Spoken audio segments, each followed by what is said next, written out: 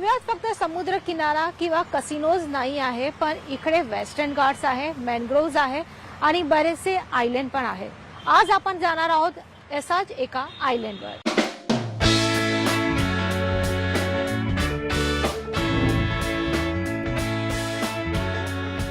गोवा निसर्गानं नटलेला,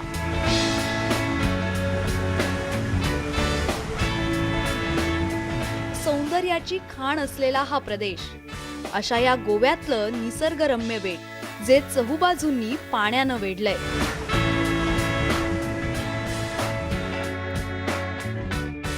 इथं जायचं असेल तर फेरबोटीशिवाय पर्याय नाही।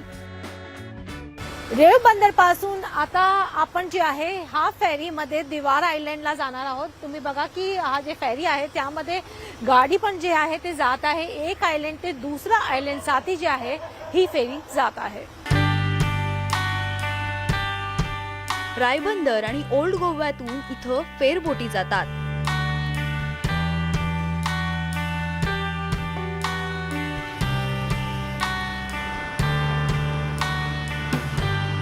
ओल्ड गोव्यातून दिवार बेटावर जाण्यासाठी 24 तास बोटी उभ्या असतात। समोर दिवार आयलंड आहे आणि रायबंदर पासून जे फेरी दिवार आयलंडला जाते आहे त्याची किंमत फक्त 10 रुपयाची फक्त तिकीट आहे आणि तिकीट पण जे 4 व्हीलर आहे त्यांच्यासाठी आहे। 2 व्हीलर आणि जे यात्री प्रवास करतात त्यासाठी हे सर्व्हिस फ्री आहे।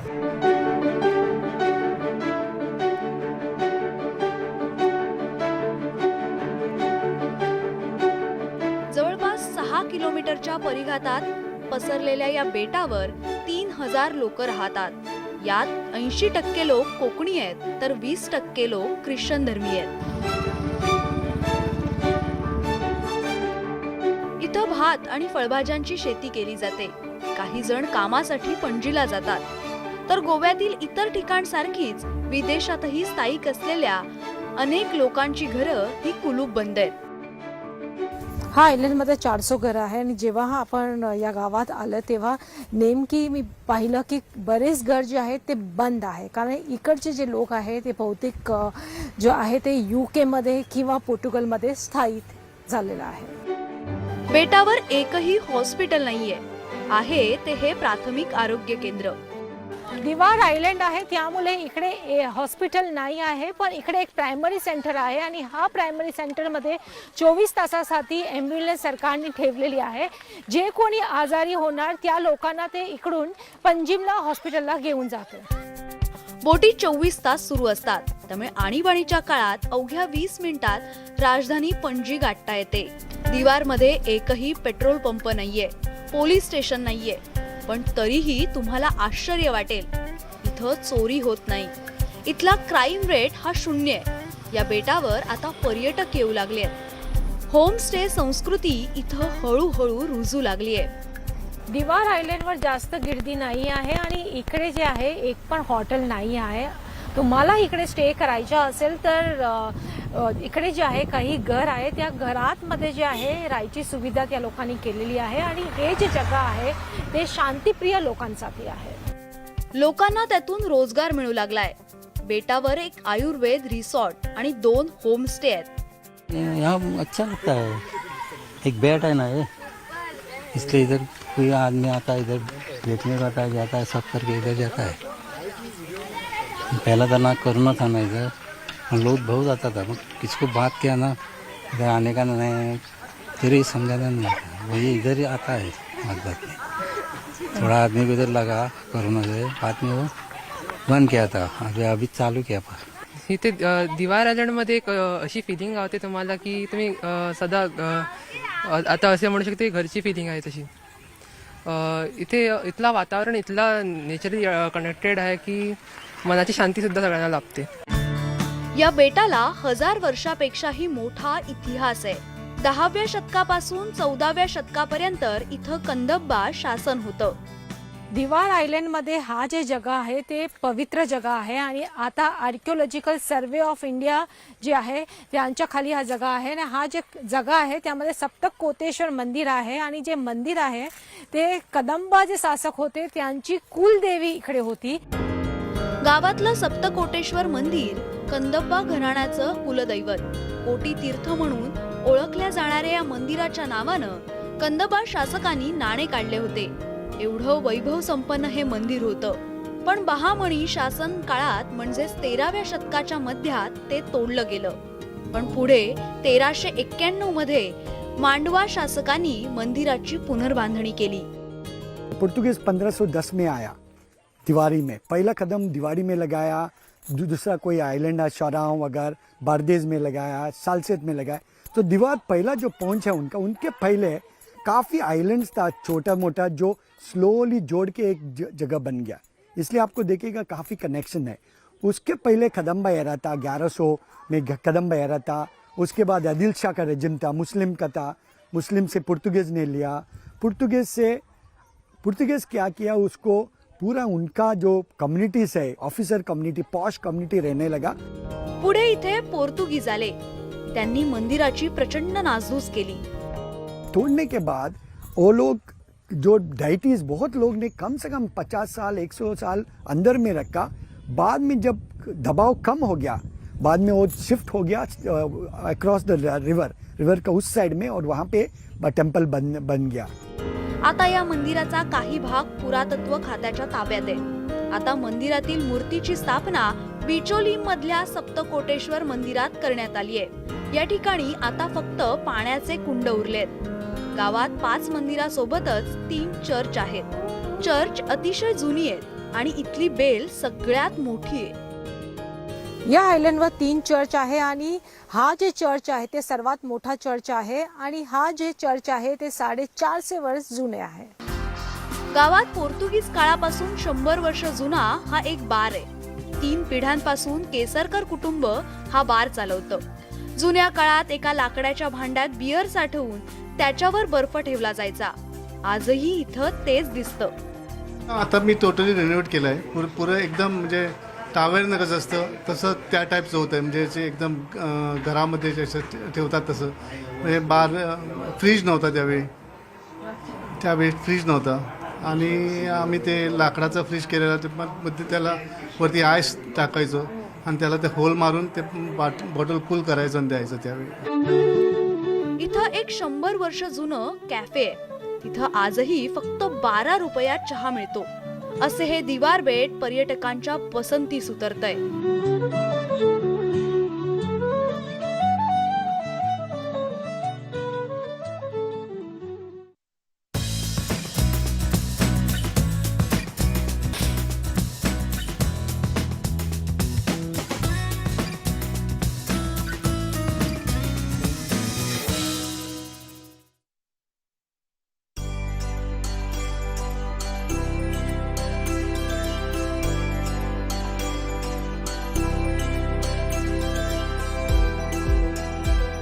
इथले लोक गुण्यागोविंदानं राहतात. सगळे सण एकत्रपणे साजरे करतात. काही वर्षांपूर्वी काँग्रेसच्या सरकारनं या बेटाला एका पुलानं जोडण्याचा प्रयत्न केला, पण लोकांनी त्याला विरोध केला. शहराच्या गोंगाटापासून मुक्ती हवी आहे म्हणून इथली माणसं पुलाला विरोध करतात. ये ब्रिज नहीं है और वो लोग बहुत शांति में कम्युनिटी जैसा रह जाते हैं यहाँ पे. तो ये सुंदर, हम लोग इसके लिए उसको बोलते हैं पैराडाइज आइलैंड ऑफ गोवा. मैं उसको पैराडाइज आइलैंड बोलता हूँ क्योंकि अनस्पॉइल्ड है अभी.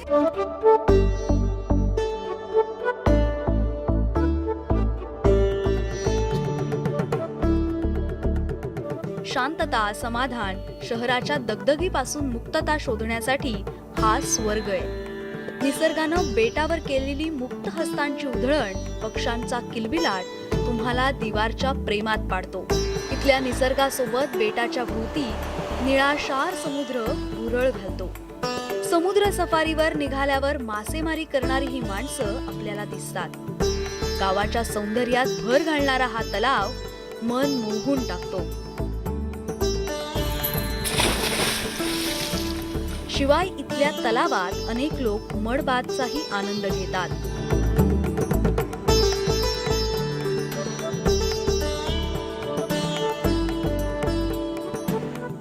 दिवार आयलंडमध्ये लेक आहे आणि हा लेकची जी माती आहे ते फार समृद्ध आहे, म्हणून इकडे लोक जे आहे मडबाथसाठी येतात.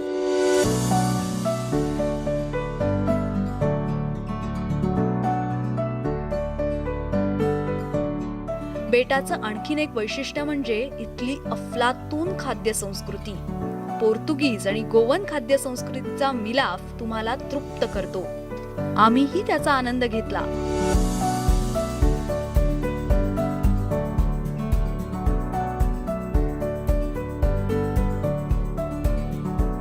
नाव it's time for a lunch आणि माझा समोर जे आहे फिश आहे, चिकन आहे, दाल चावल, बरेच प्रकारचे जे आहेत इकडे पिकल्स ठेवलेलं आहे आणि खीर आहे आणि बरेच काही वस्तू इथे ठेवलेली आहे.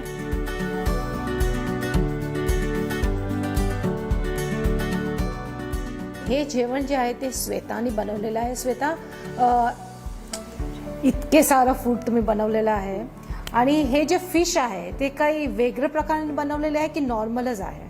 नॉर्मलच आहे. म्हणजे हे काय आहे, रवा फ्राय केला आहे आणि आतमध्ये जे स्टफिंग आहे ना ते रेशाद मसालाचं आहे. फक्त हेच डिफरन्स आहे. आणि इकडे 3 फिश ठेवलेले आहे, त्यामध्ये काही व्हेरिएशन काय आहे त्यामध्ये? व्हेरिएशन हे लाईव्ह फिश आहे जे आपण बनवलेलं आहे.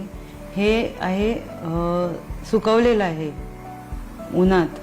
मग त्यामध्ये आपण मसाला स्टफ करतो आणि ते पण dry fish from the river आम्ही आणलेला आहे, रवा फ्राय केला आहे. आणि हे प्रॉन्स सलाड आहे, त्यामध्ये काय मिक्स केलेलं प्रॉन्स आहे? सलाड मध्ये काय आहे, कोकोनट आहे आणि सन ड्राईड प्रॉन्स आहे.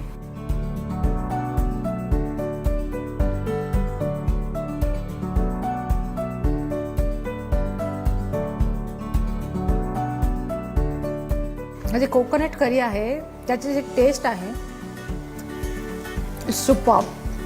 त्यामध्ये नारळ टाकलेला आहे, टमाटर आहे टेस्टसाठी आणि भात सोबत जे आहे त्याचा टेस्ट जे आहे सिम्पली डिलिशियस.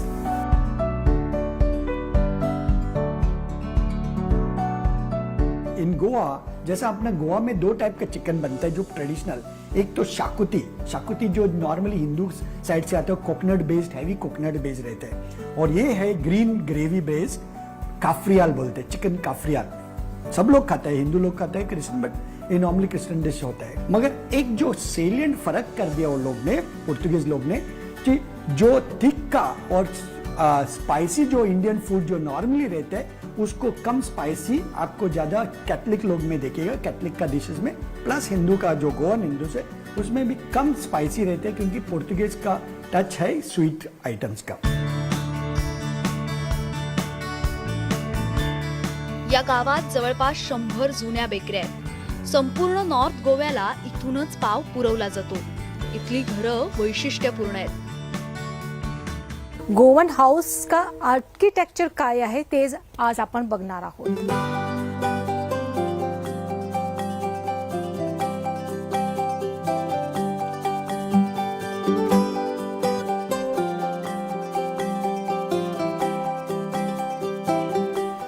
कुछ फीचर्स जो रहता है उसमें इंडो पोर्चुगीज क्यों बोला जाता है, क्योंकि पोर्चुगीज जो मेडिटेरियन रीजन का जो है उसका कोई फीचर्स है इसमें इंडो पोर्चुगीज में. दूसरा चीज, पूरा मेडिटेरियन नहीं रख सकता है क्योंकि इधर बारिश बहुत आ रहा है, वहां पे बारिश नहीं आ रहा है. सो जैसा हम स्टार्ट करेगा, एक जो हम लोग जहां बैठा है इतना हाई प्लिंथ है, जमीन से जानबूझ के हाई बनाते हैं वो लोग ताकि दिखाएंगे कि ग्रैंडियोर, पॉश, अमीर लोग, इससे भी इतना हाइट भी होता है. तो एक चीज. दूसरा चीज जो होता है पॉश घर में वरांडा 3 बाजू होता है, फ्रंट और 2 साइड में होता है वरांडा. सो यहाँ पे आप देखिएगा चारों साइड वरांडा बना है. क्यों? To capture the beauty, to capture sunlight.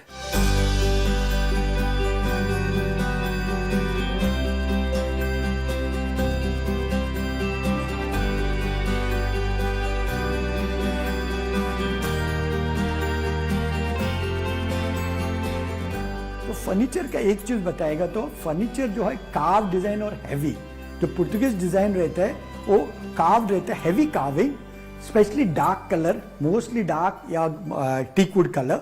Teakwood का बनता है, पहला कभी कभी रोजवुड का बनता था, but mainly teakwood heavy furniture जो होता है वो होता है. दूसरा चीज, पुर्तगालीज सिस्टम में सेंटर में एक शैंडिलियर होता है और इसके नीचे में एक राउंड टेबल, जैसा वहां पे राउंड टेबल वो यहाँ रहना चाहिए, वो टेबल यहाँ रहता है और उसको सेंटर में टेबल रहते हैं.